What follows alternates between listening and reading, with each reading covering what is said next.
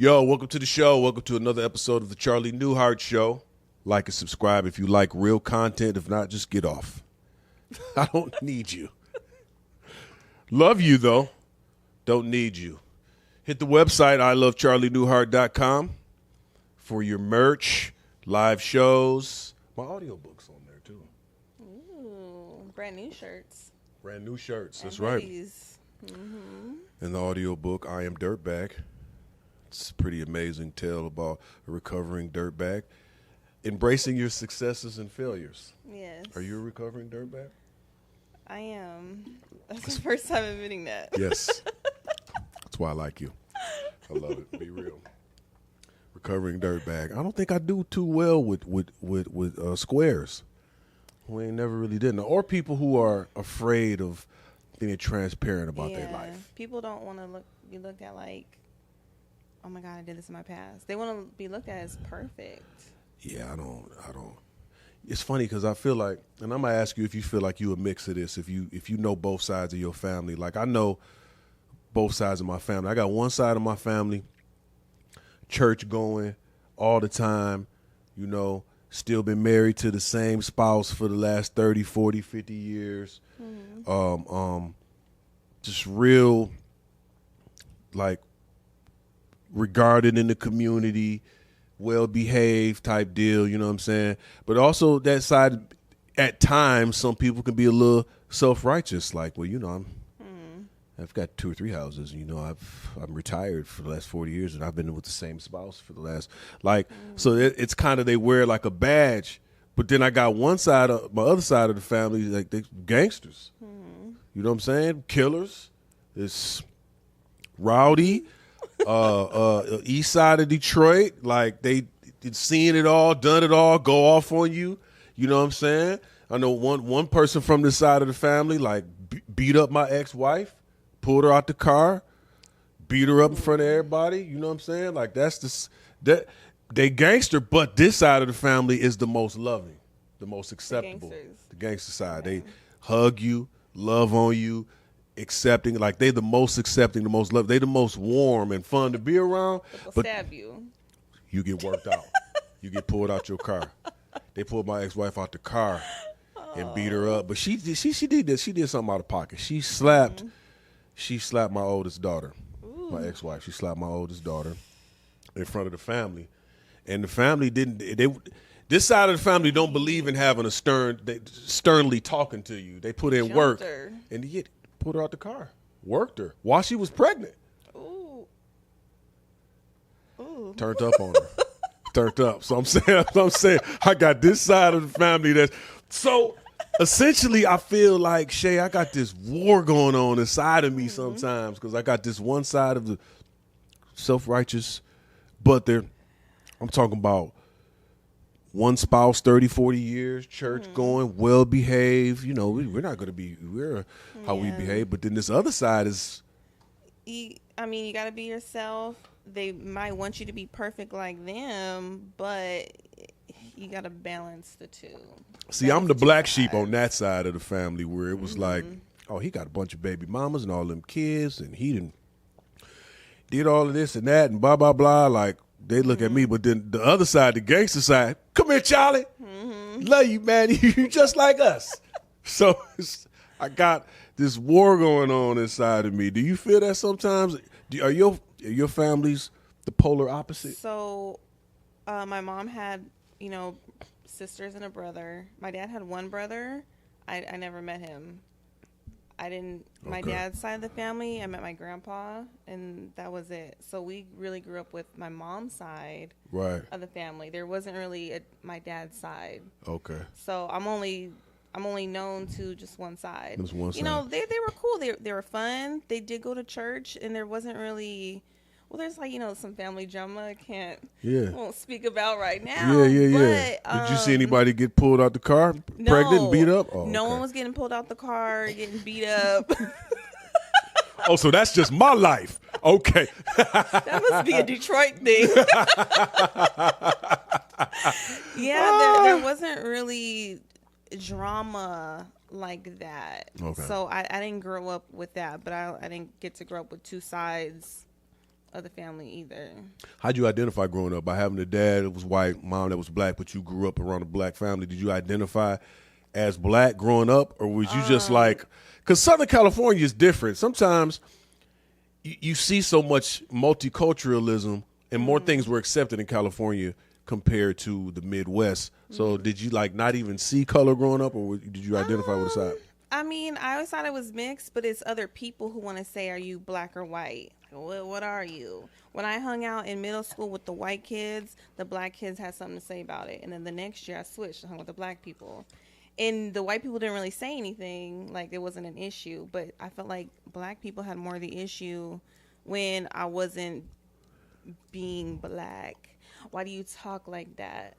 Why do you, you know, I didn't have the issues that they had, you know. Right. We didn't grow up in the projects. Yeah, no, I feel that.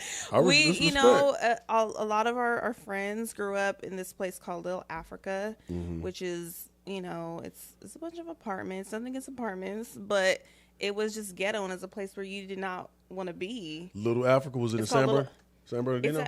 Yes. Okay. So I live here, and there's a street, and then a place called Little Africa. So it's not that far from my house. Right. But that's where y'all stayed away from Little Africa. But yeah, like we grew up in a house. You can walk down the street. You can play and stuff over there. It was always known as like, this is, you know, where the gangsters live, and you don't want to be over there. It's called Little Africa. Like.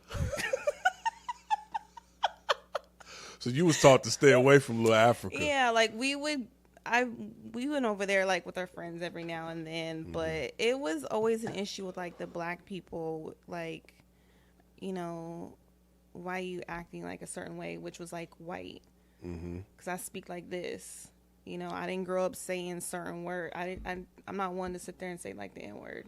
I didn't grow up like that. Right. So the fact that you just said N-word lets me know that I didn't say the N-word. Like.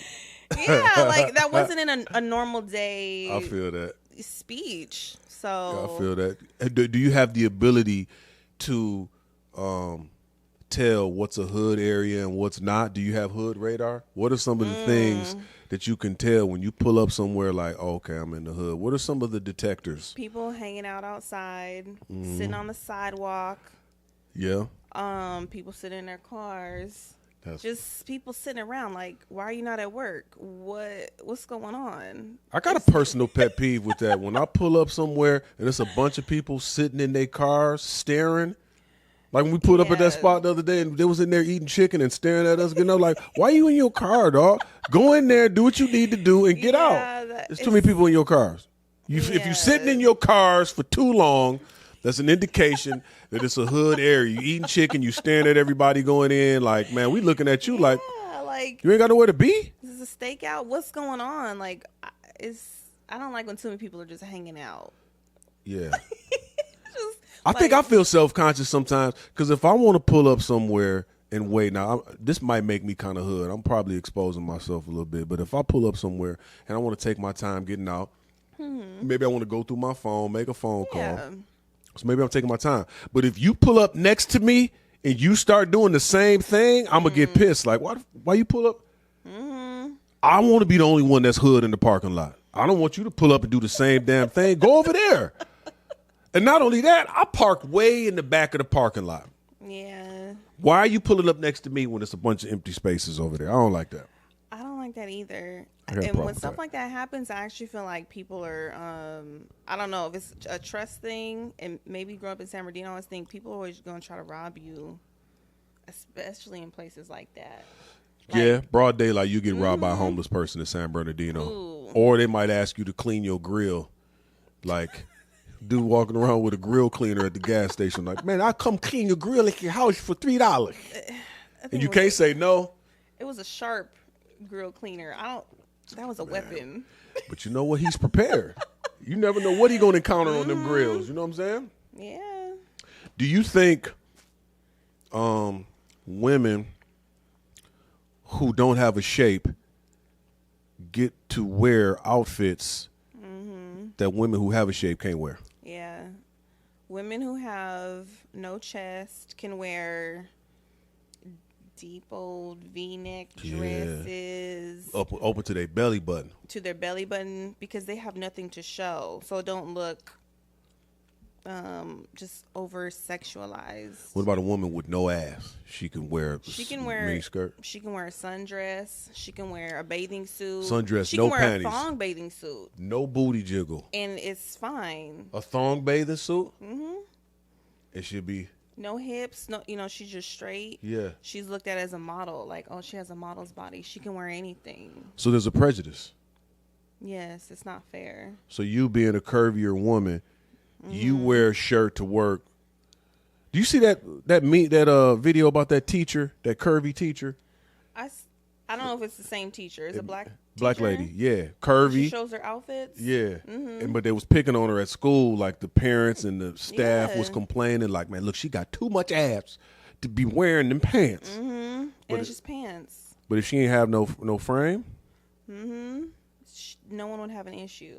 It's because she has. If you have any projection, like 5 inches or like this much coming out, you can't wear certain things. So like, projection. Oh, okay. So you talking about booty coming out? Yeah, booty coming titties out from the side and boobs coming out. It's unacceptable. Like, oh my gosh, she shouldn't be wearing that. She's showing too much. It's skin tight, but it's really just regular clothes. I think the same is for dudes, but the opposite. Like, if you a fat dude and your pants is too tight and your ass is out, like, I think people should call HR on you. I think the parents and staff should complain. I think it should be, if a fat teacher tried to wear clothes that was too tight as a man, I feel like he should get sat down. He should get reprimanded. When guys buy pants, does the pants go underneath the hang time stomach, or are the pants being brought up over the hang time? I don't know. I've never had hang time, so I can't speak to that personally. But if there's somebody out there with some hang time, let me know. Now, when you see, it's really prevalent in basketball, like with playing a game and the fat dude go for a layup and he stretches his arm up and then that shirt rise up and you see that hang time. A lot of times it's hang time and crack. I'm so tired of seeing crack. Hairy crack. My man across the street was out of body though. He was out of pocket. Like, what's going on with your nerve endings in your back that you can't feel that air when you bend over, you tripping? In the cold? It was cold. Cold outside too. My man was shameless. Now I'm starting to think, was he advertising? Or it's just that maybe he saw some, was like, let me entice them a little bit. Maybe they'll come over here and talk to me. Maybe he got some numbing shots in his back. So he can't feel the cold air. Yeah. Numbing shots in that back. I mean, how many cracks did I see just within the first 24 hours I was here? It was some I saw 3. Strong crack. Oh. The old girl at the spot, at the store, that was sweeping when we walked out. Full exposure. Oh, I saw 4 cracks. Top cheeks out. I out. saw 4 cracks within the first 24 hours I was here. That's lit. I think that's a Michigan thing. People just got their crack out. And it's cold here. You got your crack out and it's cold. Either you're advertising, you have no nerve endings in your back, or you just a weirdo that's just like, I'm going to show my ass today. That's nasty. I don't even understand it. So I do think that there's a bias with women, shapely women, can't really wear what they want to wear. They got to cover up. They got to have a robe on all the time. And it's like, dang, but a chick who ain't got no body can get away with wearing anything. It's a prejudice.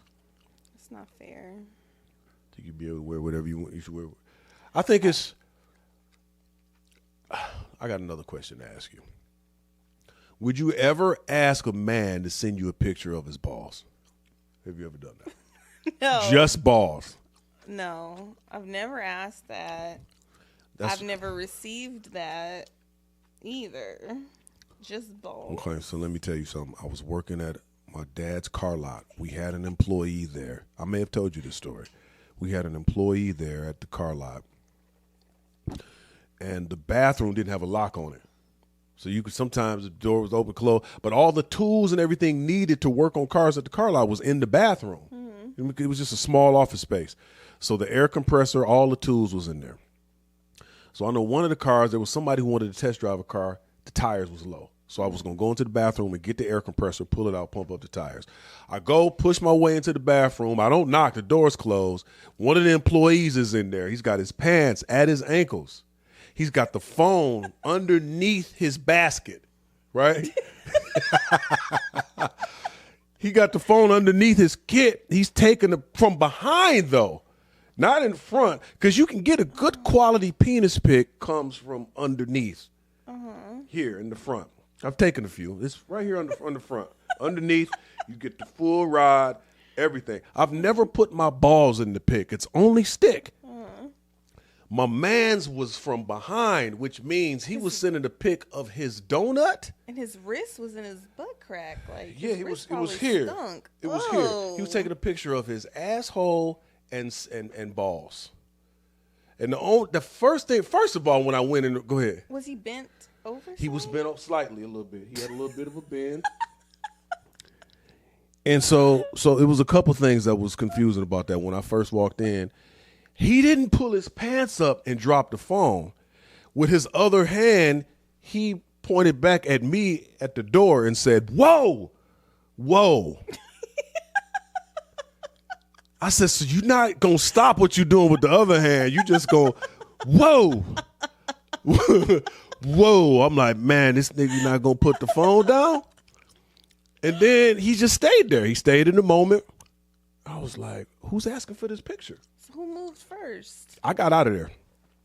It was a little freeze. And I'm like, do I go past him and get the air compressor? Or I risk being in the photo of him taking a picture of his wagon? Like, I'm a pass. But he stayed in the moment. The other thing is who's asking for this photo? For reals, was it a Shirley or a Bob asking for this picture? It might have been a Shab. It might have been both. I don't know no woman who's asking for a picture of a dude who's sending a pic of his stones and his donut. That's weird. Whoa. Whoa. And then the crazy part about it is he was related to somebody I knew. So then when I tried to tell them, I said, man, your man's was in there. No, not. Yes, your man, your family. They didn't want to believe it. I'm like, okay, so then maybe you don't understand your family dynamic the way I understand mine. One side's gangster, one side's righteous. In your family, clearly one side is hiding that he. Whoa! Whoa. My man was taking a picture of video. And now I'm starting to think, was it a video or a photo? It might have been a video. I was thinking it could have been a video. If he didn't move it, he was still recording. Which means, I mean, in the future, he probably learned from that experience and put the phone on the floor and then just stood over the phone. Ooh, just bent over, just squatted real quick. Ooh, that way, next time he'd have two hands to say, whoa, whoa. See, I would have asked afterwards. What are you doing? Who are you sending that to? I would have asked. I was expecting him to tell me when he walked out. That's the kind of person I am. I'm like, so when he walked out, I'm like, what's going on, man? You good? Yeah. And he didn't say nothing. And I was like, then I ain't gonna lie, I got petty. I just started telling everybody behind his back. I said, my man was in there taking a video of his kid from behind. That's the thing, it's from behind, like. I started adding stuff to it too, I ain't gonna lie. I was like, he had the phone on the ground and he had his cheeks spread open. But then I had to be careful how much I said, because they was like, how long did you stand there and watch? Then I'm backtracking. No, I'm lying about that, man. I'm just playing. I peeked in. No, man, you sit there and watch. Nigga, you nasty too. Oh, wow. Crazy. Whoa. Oh, what else? What else I got? Oh, I got one. What? The Obama, Kamala Harris, Trump issue. I'm going to tell you why I'm a little upset. I'm a little upset because there's this video online of Obama talking to black men backstage right before he does this rally or this speech, and he's scolding them. He's scolding us black men, like basically saying we should be ashamed of ourselves for not supporting Kamala. We shouldn't be behind Trump. What's wrong with y'all? Basically, like, why are we going to go backwards? What's wrong with y'all? And I got pissed because it's like, come on, man, fool me once. We got fooled once. Obama got in office, supported the alphabet agenda, didn't really care nothing about black men at all. You know what I'm saying? And now they playing this race card. We're not gonna be played to vote for somebody just because they may resemble us. We looking at your policies now. Yeah. But I just feel like we being pandered to, like we don't. You should just vote for people because of how they look. Why you not standing behind Kamala? I don't want to stand behind her. I think it's just time for a change. Like I heard somebody say, like, it's been white guys for however many years. We need a change. It needs to be a woman and she needs to be black. And I don't know if it just happens to be because she's a woman in black. They're saying we just need a change now. Like, never mind her policies or what she stands for. It's just that she looks like us. That's only what it is. When did we start? Maybe we have always been this way where we have identity politics as opposed to policies, looking at what a person stands for and being able to ignore. Now, look, I'll be the first to say, I don't agree with every single thing that comes out of Trump's mouth. Sometimes he says some wild stuff. Stuff that I don't agree with. Sometimes I feel like he ain't listening to his team. Eating the dogs and eating the cats. Even though they may be doing that, but to say it on a platform, there's just certain things you can't say on a platform because people are taking it and run with it. They're eating the dogs. They're eating the cats. And maybe they are. I heard they are. But everybody's going to pick apart every single thing he says, especially if it's like, okay, listen to your team. Dog, stay on the teleprompter. Say what we type. If you veer off, don't veer off too far because they're going to take everything you say, eating the dogs, eating the cats. But I will say, I agree with a lot of his policies. And if it's somebody that I want in the room representing me and America, I want it to be somebody that's a billionaire can't be bought. I want it to be somebody who understands business. I want it to be somebody that understands trade and saying, like, I feel like for the last 4 to 5 years, America has been for sale. Foreign entities who own property here. I really wish Trump would get in office because one of the reasons we got a housing crisis is because there's foreign entities that has bought up all of the surplus. So when we go try to buy a house, we can't find one because some billionaire in China owns 6,000 houses here. You know what I'm saying? So I feel like that needs to change. And what was that law you was just telling me about, the 17? What was it? I think it's called alien something, but I guess it was a law back in the 1700s. Where I guess if we're at war with a certain country and those people happen to be living here, he can get rid of them. Now, I did not read exactly, but from the little article I read, that was kind of what it was. So, and I don't know if it just means if there's anybody who is here illegally, he can just kick them out. But it definitely has something to do with if we're at war.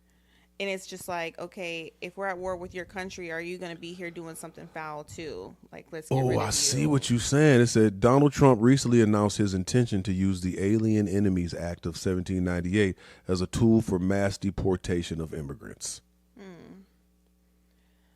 I'm with it. I feel like some people come here for good reasons and they don't act up. I just feel like people should come here illegally. I'm sorry. Legally. Right. For real. Legally. You know, I heard some people have the conversation of, well, people come over here and they don't cause issues because they are illegal. They drive under the speed limit so they don't get pulled over. Right. They're not going to vote because they don't got the right identification. So some people are here just to make money and they're under the radar. Some people are coming here and I don't know, like by my house a few months ago, there's people who I guess came over here and they're sex trafficking. They found 75 people in the house in a abandoned building. Jesus. So, and that made me not ever want to go in that area ever again. Wow, 75. So, women and children. I believe it. Yeah. And that's what I'm saying. Like I agree with this. Alien Enemies Act of 1798. But I feel like it should be some checks and balances in an interview. You can't just grab everybody and put them all in one boat. Cause like I know some people who came here as illegals, who stayed here long enough, got their paperwork, they working jobs, they on point, they ain't causing no problems, they working class. Like, but honestly too, you get rid of a lot of these. Some of these jobs we don't want to work that they doing. For real. So I'll tell you one job for sure. Cisco in Riverside, California is the hardest job I ever had in my life. Like on that truck delivering to all them stores in Southern California, niggas don't want to do that. Mm-hmm. It was only me and one other black person. It was probably 100 employees and 2 black dudes. The rest was Mexican. Oh. So you're saying people should come here just to take the hard jobs? I mean, I'm saying part of it. Who gonna do them? Who gonna do them? Man, that job kicked my tail, man. I remember sitting I had half the trailer empty. Mind you, this is only a 28-foot trailer. Mm-hmm. And I'm delivering to Highlands, San Bernardino, Palm Desert sometimes. I'm everywhere. This is summertime. You know, Palm Desert, summertime, it's 100 and some degrees. Mm-hmm. The trailer was refrigerated. I'm halfway through emptying out the trailer. I still got half the night to go. All I could do was just sit in the trailer. I ain't gonna lie, I sat in the trailer and damn near cried. Like, man, I got all this stuff left. All right, I am a high-powered attorney, and I only represent billionaires. My time is valuable. I will answer 2 questions, and then I'm out of here. Go ahead. Pete Masterson, LA Times. I understand you represent a lot of NFL owners. How do you feel about the outcry of lack of black owners and black coaches in the NFL? We are going to allow African Americans to sing and dance at halftime. That's it. There's going to be no African American owners and very few African American coaches. All right, that's it. I mean, they should be happy they dancing at halftime. Next question. Asian billionaire Edward Ho recently passed away, and his family is fighting over the estate. Anything you can tell us about that? Let them hoes fight.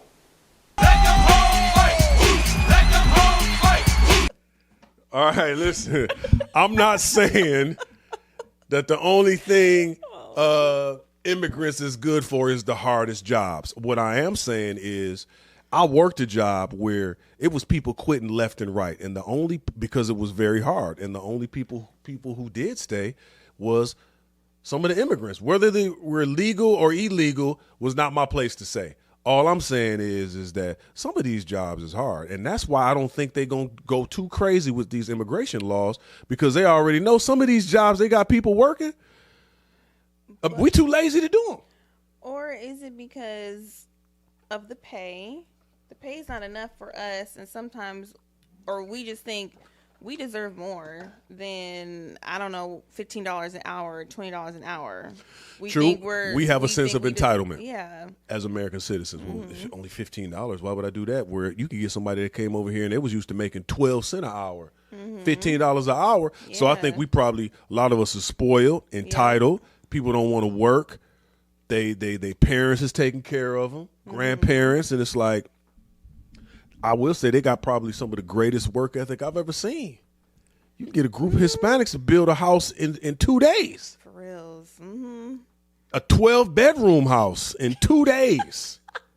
And their food is amazing. Food is amazing. I mean, straight up amazing. I got like some really close homeboys that some of them, they came here. They were 6 or 7 years old, and they didn't have paperwork. They was illegals, and they stayed here long enough, you know what I'm saying, eventually had to change bits and pieces of their name, got their paperwork, and they good people. I don't want them to go back. It's just I don't know. Of course, the ones that are doing no good. The ones that are... Yeah, but you got American citizens that ain't doing no good. Where you draw the line? You got people who was born and raised here that's trafficking. Look at Diddy. Diddy was born and raised here. He probably the biggest trafficker out of everybody. So where do we draw the line? We attacking these immigrants that's doing all this dirt, but you got American citizens that live here that's doing just the same or more. So where do we draw the line? That's why I don't like extremism. We got to get rid of the immigrants. They're doing this and doing that and blah, blah, blah, blah. But what about your neighbor? Yeah. You run up on your neighbor and find out your neighbor and Diddy got the same amount of baby oil in their crib. It sounds not illegal to have baby oil. It's not illegal, but what are you using all that baby oil for? An unlubricated hole. A donut. Oh, whoa, whoa. What if dog was sending pictures to Diddy even back then? Like, whoa. Take that. Man. That's interesting, but I'm kind of game for this. I don't know. I just think there needs to be more of a system in place that, like, I can't get a driver's license until I turn 16 and I take driving classes, right? I can't drink alcohol till I'm 21. There's certain requirements to obtain certain things, but I think in America, it's just there should be certain checks and balances. Okay, so you're an immigrant here. Okay, so if we enact this, let's sit people down and see if you meet some of the requirements to stay. Don't they have a test? Or I think they do have a test, but I'm saying if they enact this 1798 Alien Enemies Act, and they start sitting people down that they'll say, so I guess according to this, now correct me if I'm wrong, if we go to war with Iran, and then based on those statistics, if we find out you're Iranian, we got to sit down every Iranian that lives here. We at war with Iran. We sit down every Iranian who I think we just interview instead of kicking them all out that live here. Let's just interview you. What you on right now? You working? How long you been here? You don't think people would lie? I think they would. People would lie. I just don't think it would be right if we at war with Iran and we kick out every Iranian American. Yeah. Or like what we did with the Japanese. You know, during when we was at World War II, we took the Japanese Americans and put them in like intermittent camps, like concentration type camps. And, you know, they said it was inhumane. Basically, we gave them reparations for that during World War II. Now, that was like every Japanese American. But I think that's kind of foul. Let's just sit down and have a talk. Or you own a business, or you a reputable citizen. There's no need for us to put you in a camp. You cool. Instead of putting everybody, or you think everybody should go? I don't think everybody should go. You got that look on your face like I was everybody. smirking because you brought up reparations. True. I mean, where's our reparations? Very true. They did more than put us in camps. They did. You'd only get half anyhow. You wouldn't get the whole check. Me, I'd get the whole check. I get the whole bag. You get half. But even still, you're right. I did a video that went viral, and I was getting death threats from people because it was like, I talked about how Japanese got put in intermittent camps, Japanese Americans during World War II, and in the 1980s, those Japanese Americans, in the Reagan administration, got reparations. But they also had this Japanese council. They fought for it for years and years and years, and they got it. But then us, who was treated they were put in intermittent camps for maybe a year, 2 years.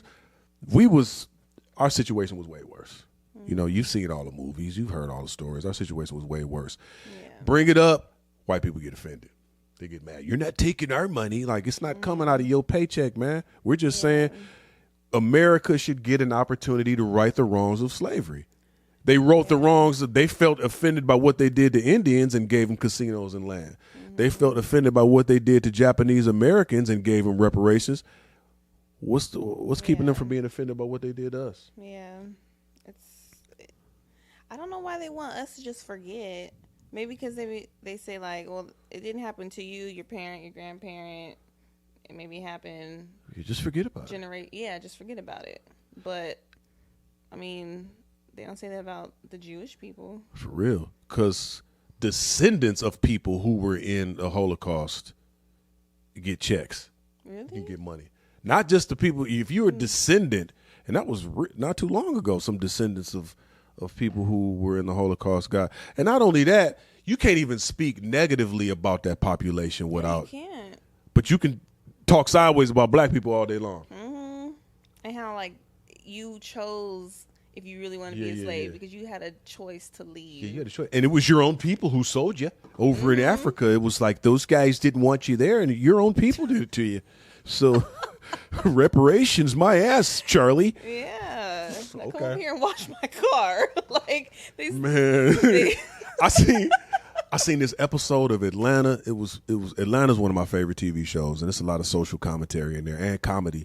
But in one of the episodes,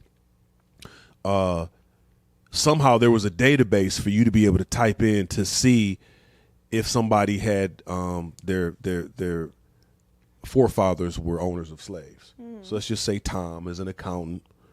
Come to find out his great-great-granddad owned slaves, and that's how he was able to get that accounting firm. It was passed down. It started off as great-great-granddad owned slaves, and then when slavery was not cool, he sold off the plantation, took all those millions, and then bought a bunch of accounting firms. So there's a lot of businesses out here now that their origin was from slavery.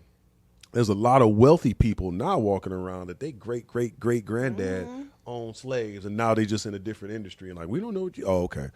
But anyway, in this episode, people was typing up such and such name, and then they would find out like, oh, he owned slaves? Oh, he owned my grandparents. So then as a black person, you could go to that person and say, your great-great-grandfather owned my great-great-grandfather. Now I'm taking you to court. Oh, what? And then in court, it would determine if whether or not if that person, basically that white person paychecks got garnished to pay the black person. And it was just like society reversed. And then it showed it at the end. It was like all white people in the kitchen doing all the crazy work. And then it was all these black people living good. It was like the whole situation got reversed. And then it was like payday. They showed one dude payday like, Tom, you got any reparations coming out of your check? Like, yeah, how much? It was like $100. And it was like all these white people, their checks was getting garnished. And I think secretly that's what they think is going to happen. That's why they hate it. Like, you're not taking my money. But if we can send billions to Ukraine, we can do something here for any group of people that needs help. What you think? What you think is a decent amount of reparations? I would say per person, per just black person. like, 12 million per person. Okay, shoot high. I was thinking more like you give me 100,000 cash. Oh, I went way over. I like 12 million though. You shooting high. 12 million. Then they can take out taxes if they want, and you still have millions left. Give me 100. I'm gonna come on the low end. Just give us 100,000 each. You get 50,000. I get 100,000. And I ain't gonna lie, I'm gonna probably for like the first week, I'm gonna probably blow about 20,000. I'm gonna walk around with it all on me too. And about that would 20,000. Just be ignorant. That would make everybody still rich because we gonna blow the money. Yeah. Sometimes we don't know how to think. Sometimes we don't. We don't have financial literacy sometimes. Because I ain't gonna lie, I'm gonna put 100. I'm gonna put 80 in the bank, and I'm gonna take 20 for a whole week, and just walk around with all 20 on me. I'm gonna go get a Caprice, 26s, some sounds. I'm gonna go get some jewelry. We're gonna go to the club. I'm gonna be an ignorant nigga for a week, and then I'm gonna be responsible. But I deserve an outlet. I'm gonna do a month long. You gonna turn up for a month? Yeah, I want to go on some vacations. Definitely go shopping. Yeah. Turn up. You turn up with your 50,000. You want to turn it all the way up. But turn up with my 20 bands, I'm gonna blow, and then 80, I'm gonna be wise. And really, 100,000 really ain't no money, especially in this economy. You can't even really buy no house unless it's probably in little Africa for 100,000. But honestly, you probably can't even buy a house in little Africa, probably 600,000. At least 400. At least 400. That's what I'm saying.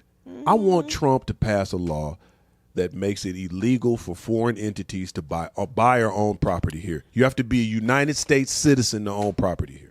Because isn't it like that in other countries? Like you have to be a I citizen? believe so.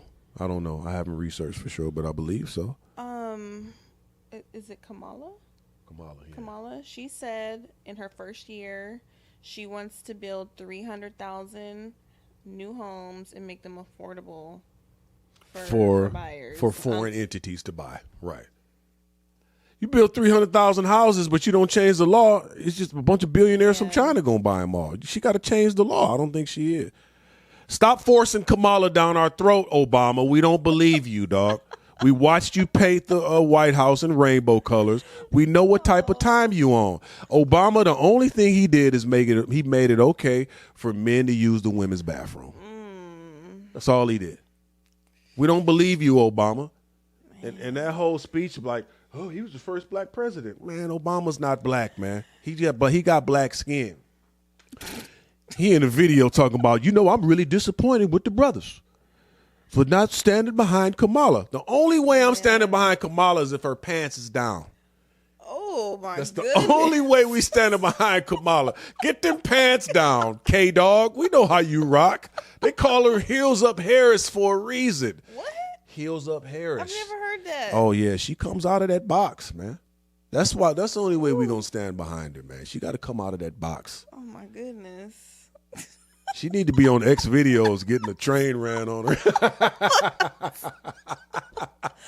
Oh, my. We don't believe you, dog. We don't believe her. You know how many black dudes voted for Trump? We watched my man survive an assassination on live TV. You think it was fake? I think it was fake. If he turned his head just a little bit, his whole head get blown off. I saw a picture of his ear a week later. His ear looked fine. You think Neosporin did that? No. Man, that was probably your old pick. I don't believe that. I think it was staged. You think it was staged? Yes. There's a lot of people that think that. Tell me why you think it was staged. I don't think it was. I think he did it for I don't know, publicity. I just survived an assassination. I don't think it was real. I can see that. I can see your point. I think you're wrong, but I can definitely see your point. But if he did it for publicity, it worked. Yeah. I don't know. I think it was staged.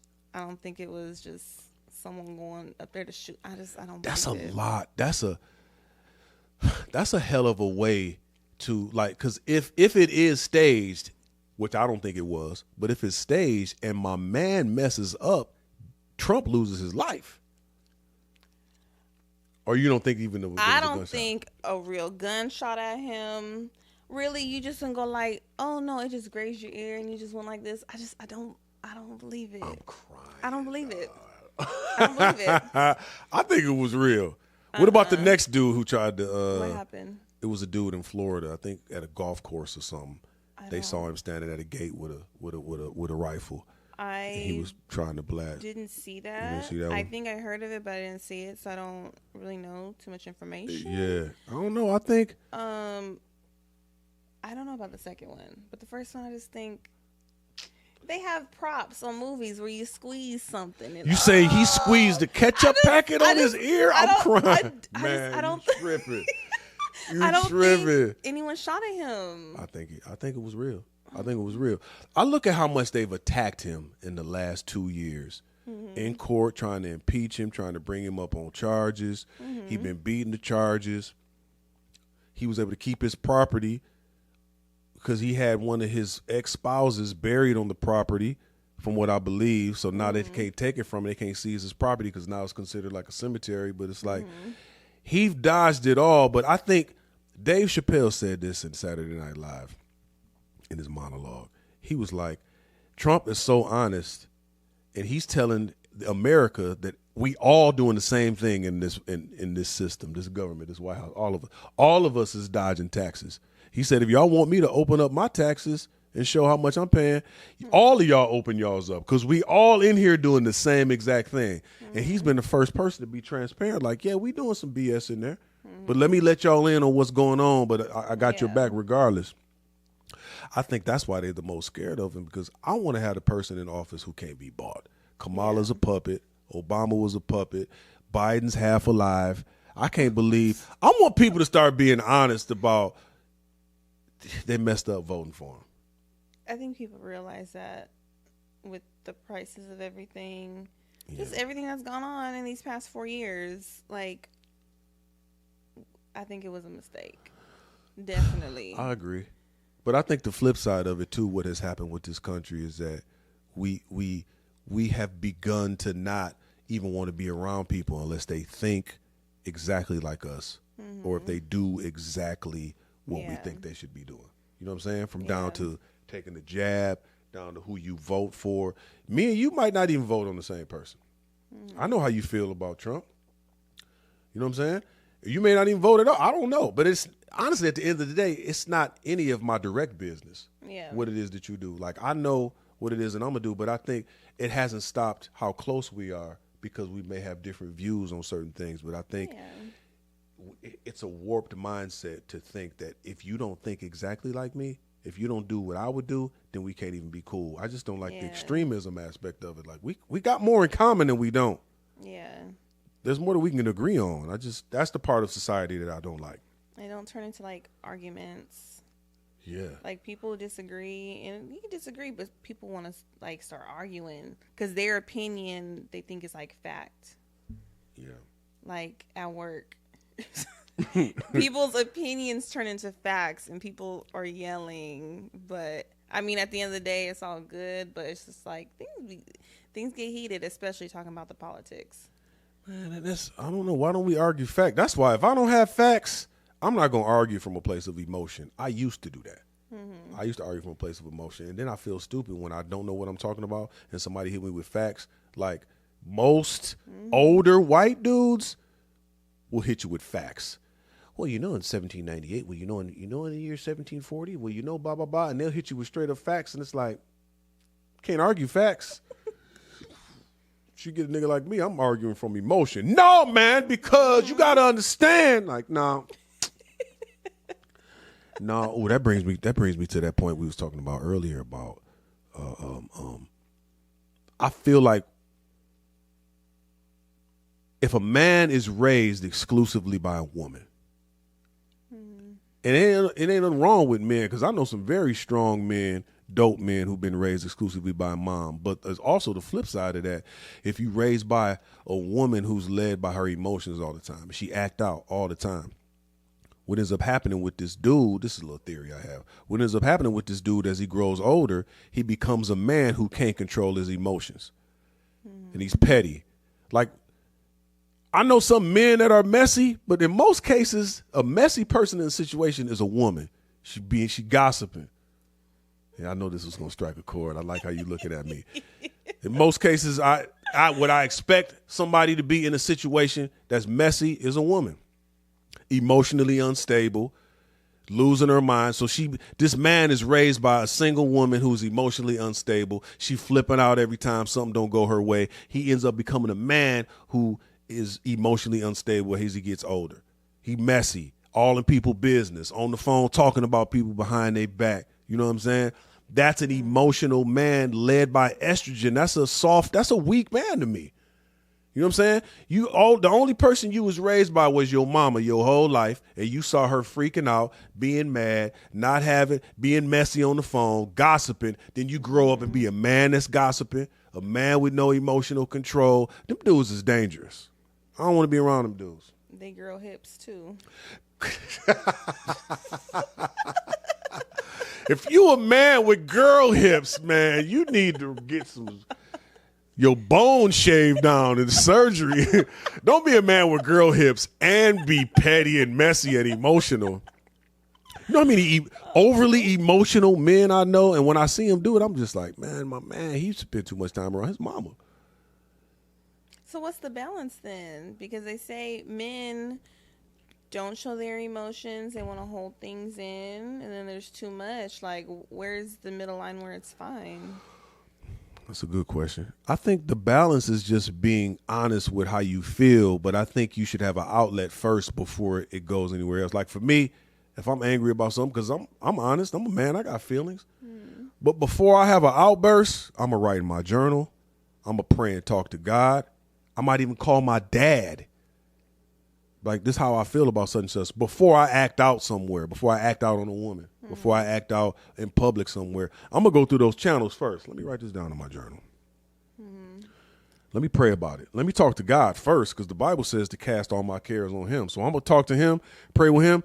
And then I mean, that's not saying I've never had an outburst in my life or I've never, went off on somebody and said something I regretted. I have. But, I mean, that's not my all-the-time modus operandi where I'm always flying off the handle and I ain't got no control. That's weak. Yeah. To me. Another thing, I think men don't want to express themselves, especially to the woman, because the woman will put them down. Like, man up. What are you complaining for? That's true. And I feel like a lot of guys maybe they retreat from that because of how maybe their first girlfriend or, their first wife treated them. I was in a situation. I was married to a woman that did the exact same thing. Where honestly, therapy helped me with it after this divorce. But I mean, anytime I would say, now this is kind of how I was taught. I had court-ordered anger management in my 20s, right? And what I learned is, as a man, you express yourself by, nobody can argue with you when you say how you feel. Hey, when you said that, it made me feel this way. And I think that's what most men, I wouldn't say most men, what some men haven't had is that an explanation on how to express how you feel. So then we keep everything inside because we don't know how to express it. But honestly, a healthy way for us as people to express how we feel is just say, you know, Shay, when you did such and such, that hurt my feelings. That made me angry. You saying it, and it's not weak for a man to say it. I mean, if you crying and talking while you saying it, you know, you didn't hurt my, that's kind of weak. Especially if you talk while you crying, that's weak. I can't understand you, you selfish bastard. You expect me to listen to you while you crying and talking. I don't understand you. Let the moment pass. But I'll have that discussion. I'll just say, you know what, Shay, that hurt my feelings. That made me feel bad. And a healthy person, a healthy woman would be like, I apologize. I didn't mean to hurt you. I apologize. Let me work on what it takes to blah, blah, blah, and do that again. An unhealthy woman with masculine traits, man up, nigga. What you mean to hurt your feelings? You can't take nobody talking to you. You can't blah, blah, blah, blah, blah. And that's what that'll make the man retreat. That'll make him cheat. That'll make him have sex with your cousin. That'll make him wild out. That'll make him beat your ass. I can say, you put your hand up like this. I can say, like, that's going to make him beat her. Hey, that too. You be saying situation, it's never a reason for a man to hit a woman. Oh, okay. All right. I'm not condoning it. I'm just saying there may be some men who don't have emotional control like me. Only time I've ever hit a woman is the one that was shooting at me, and I had to hit her to get the gun off me. I've never hit a woman other than that, ever in my life. You know, well, let me take that back. I did in 10th grade. I did sock a woman, a young lady, but she hit me first, and that was my immediate reaction. She hit me like a grown man. I don't even want to say her name because I saw her not too long ago. She was like 6 feet in junior high. She was big. You know what I'm saying? She hit me in front of everybody. Like slap. She hit me like a dude. And my immediate reaction is I cracked her and I cracked her. I hit her and I fractured her jaw. That was the only other time. And I'm not condoning it at all. She hit me first. I still shouldn't have hit her, even though she was bigger than me. It was wrong. I apologize. But I don't apologize for hitting no girl for having the gun. But some men, you know, you play with them emotionally, they'll snap. Especially, you know how much courage it takes for somebody to just admit, hey, when you did that, I feel this way. It hurts my feelings. Yeah. I'm not going to jump down your throat, man. I apologize. What if I did that to you? If you was like, you know, when you did such and such, that hurt my feelings. I didn't like that. Like you need to boss up. Why did that hurt your feelings? What the hell wrong with you? Yeah, like that wouldn't come out of my mouth. I'd be like, oh, it did? I apologize. Right. Like, I can't make you feel wrong for how you're feeling. See, that's a healthy mind. That's a healthy mind. A healthy 2-parent mind. You know what I'm saying?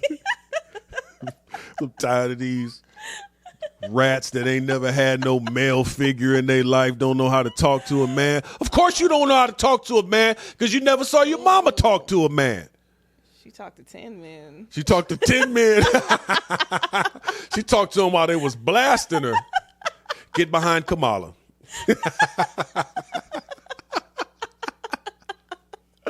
Oh, no. I'm crying. Yeah, man, you got to have, I believe in healthy relationships. I think that's one of the things that keep it healthy. It should be an open line of communication. If I've done something that offended you, hurt your feelings, you should be able to come to me like, Charlie, that hurt. Yeah, because if you keep it in, you're going to blow up one day. You can keep it in, and you're going to start talking to somebody else about it. Man. Or when you see couples and they marry, but they always taking shots at each other when company's around. Yeah, he always do that. He don't never do the dishes. He leaves socks around the house all the time. Or they make like little, like complaints like they're joking, but they mean them. Man, they mean him for real. He don't never wash his stinking ass because he probably don't. Like, dang, why you telling us the dog ass be stinking all the time? Like, man, what? We didn't need to know that at all. Oh. What do you think? Do you think all kids are ready to be on their own and take on adulthood as soon as they turn 18? No.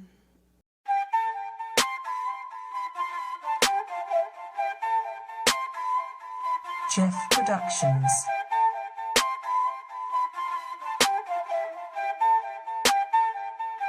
So what did you think of the art show? I hated it. You know I can't stand coming to these things, man. I want to support you and your friend. I'm trying to, but it was weird. The vibe is weird. Everybody in there. This art party that your friend is throwing is weird. You never want to support me and my friends. I'm trying. I'm really trying, but your friends is weird. Some of them missing their side teeth. There's a bunch of fat people in there, man. They should have a scale in the front. What's the weight capacity of this place? I'm tired of coming to these weird events that you want to throw. Your friends is throwing. But not only that, that sculpture in the middle of the party, I promise you that was a sculpture of my penis. No, it was not. How does this artist, Sandy, know what my penis looks like? He wouldn't. He's been working on that piece for months now. On that piece? You need to call him, because I promise you that was my penis. Okay, let me call him. Weird friends, man. That was my penis. This is Sandy Womack. Hey, Sandy. Yeah. I loved the show, but my man said he didn't like it.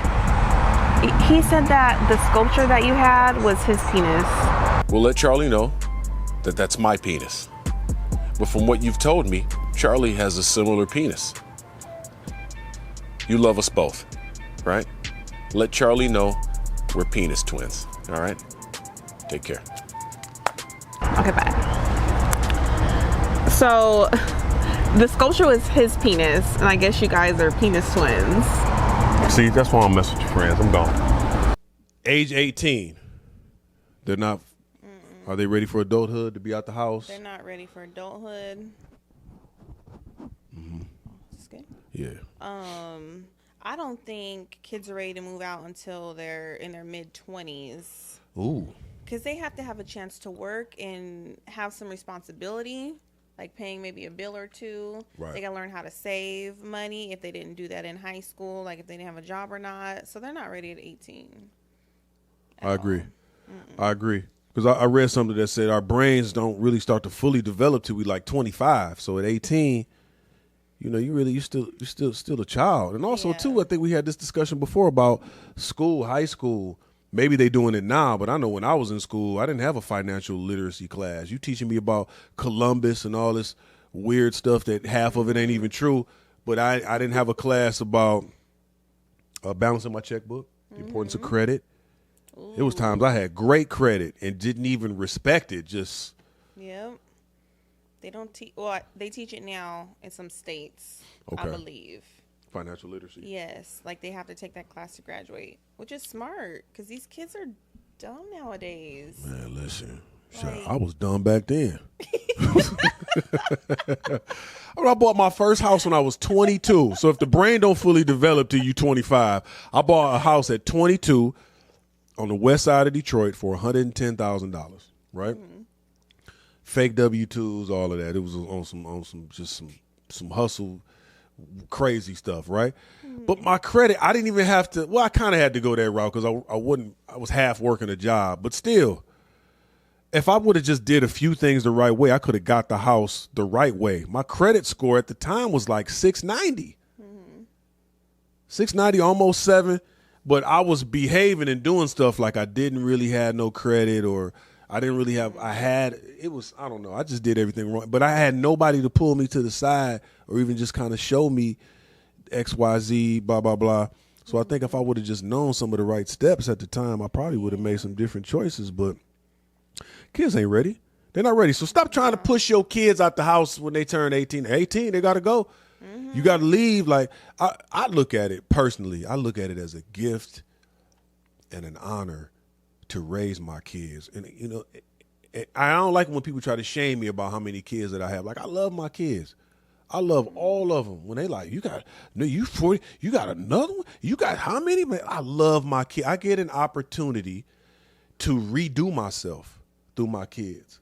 I get an opportunity to put some people in this world that I would really be cool with. You know how many assholes is walking around this planet, sitting in their car, eating chicken in the parking lot, and won't even go in the grocery store, doing weird stuff, arguing out emotion. It's some weirdo. And every time I encounter a weirdo, and most times they show themselves within 20 seconds of the conversation. Weird nigga. I don't want to talk to you, dog. You weird.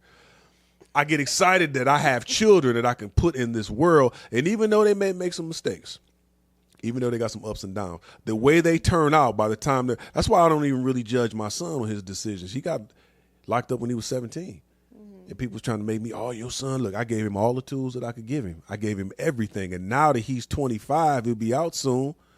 Every time we having conversations, I'm hearing everything that I talked to him about when he was younger. I hear it coming out. And it's funny because he think it's his game. Well, I'll be such and such. And I read this book and I'm like, man, I didn't even remember us having that conversation when he was 13. So this going to all work out if you sow into your kid. I'm not that type of parent that I just want my kids to be away from me when they turn a certain age. That's why I'm so close with all my kids, because it's like, man, I get a chance to redo myself.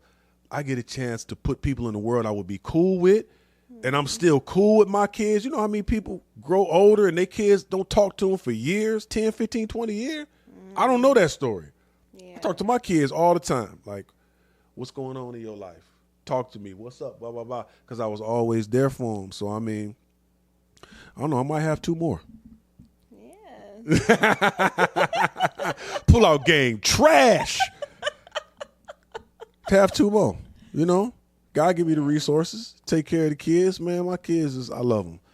But I just don't agree with that. You turn 18, you got to get out of here, man. I can't wait to do my own thing. Why you think we so selfish? I think sometimes it's because the kids maybe act up around that age and you're just like, look, if you think you're going to do this stuff, you're going to have to do that somewhere else. Because we have rules, right? As parents, we have rules in the house. Kids 17, 18 want to break the rules. 19 want to break the rules. So I think because they're adult, they can do whatever they want. Right. And sometimes they just want to leave. I'm going to have more freedom over here. Yeah. You know? Yeah. And then they regret it and then they come back. But, yeah, I get it. You know. I just don't understand who people think they're going to leave this legacy to when if you do it all on your own, you're going to die one day. Mm-hmm. You do it all on your own, you amass this fortune, you do it all on your own, and you fade. You know how many people's fortunes is in probate? And the money just goes to wherever sometimes, like, man, we don't even know what to do with it. It's like money. You done stacked up and built this whole empire to leave to nobody. Yeah. I know that ain't everybody's case. There's some people who actually have trust set up for their kids and grandkids and all that. But it's like we are in such a selfish society now where we got to be the center of attention at all times. And it's really just a product of the enemy. It's pride. So, yeah, get married. Get on out there and have you some kids, man. You've acquired enough. How much more you got to get? Go ahead and marry that girl, man. Have them kids. How much more do you need, dog? Yeah, get married. Go get married. Go get married and have some more kids, man. And plant a garden in the yard. I see my granny had a garden in the yard growing up, man. She had all of the fruits, vegetables. Ooh, I want that. Yeah. Growing your own food. This food we eating is trash. You see that girl, that lady that's going viral because she's exposing the FDA about foods that are legal here that are illegal in all the other countries? No. When you get a chance, take a look. I forgot her name. Wait, it's illegal here and not illegal Exactly. other places? So like Skittles is legal here, but illegal in all of these other countries. And then she lists why, the ingredients as to why these ingredients are illegal. And she was like, what's the FDA doing to approve this? The FDA does not care about us. If these foods are illegal in these other countries, but they're legal here, why? You know what should be illegal? What? Anything raspberry flavored. Facts. Raspberry is made from the secretions of a beaver's anus. Who discovered that? For real, who's drinking raspberry tea? Your man in the bathroom. Whoa. Whoa. My man, he might have been on the discovery team. Like, you know what happens when you suck on a beaver's asshole? It tastes like raspberry. What they do? Nigga, He say, he lift up the tail like, man, I knew it. I had a dream last night that I should be eating beaver booty. And somewhere in there, I was able to get, and not only that, Sweet. it's sweet. Raspberry and vanilla comes from Vanilla? artificial vanilla and artificial raspberry are made from the secretions of a beaver's anus. Vanilla?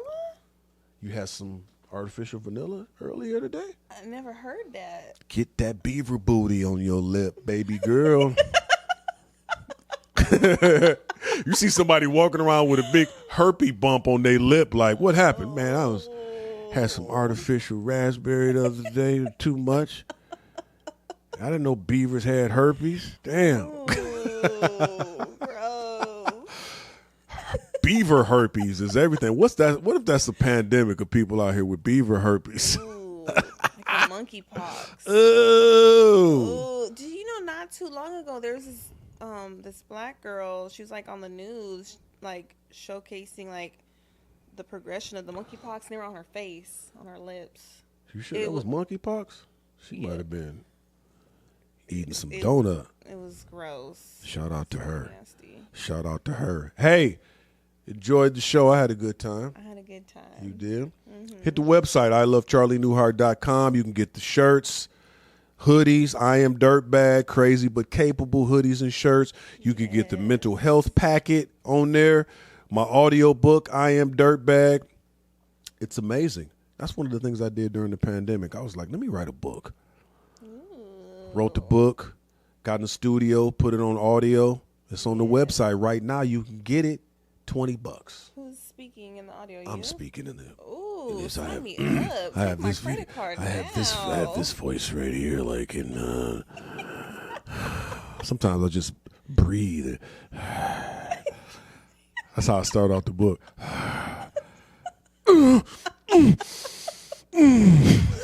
Give me two of them. Keep one in the car, one in my room. You ever orgasm through your nostrils?